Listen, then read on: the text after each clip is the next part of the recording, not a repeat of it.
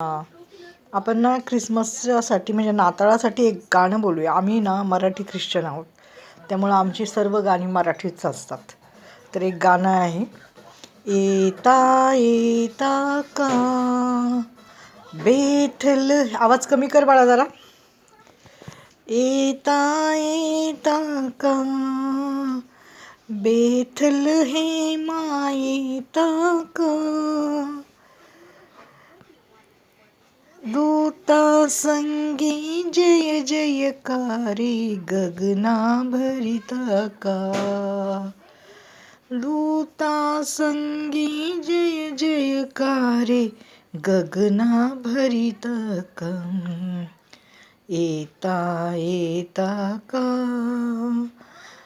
बेथल हे मायेता का,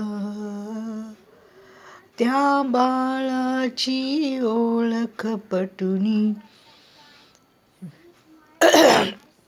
ईश्वर दिसला का, त्या बाळाची ओळख पटुनी ईश्वर दिसला का, येता येता का बेथल हे मायेता का, दूता संगे जय जयकारे गगना भरिता का, दूता संगे जय जयकारे गगना भरिता का.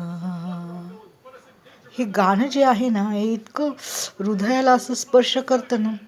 एवढे सगळेजण ख्रिसमसला ते गाणं, नाताळाला सर्वजण गाणं इतक्या जोरात गातात ना. येता येता का बेथल हे मायेता का, असं ते गाण्याचा सूर आहे.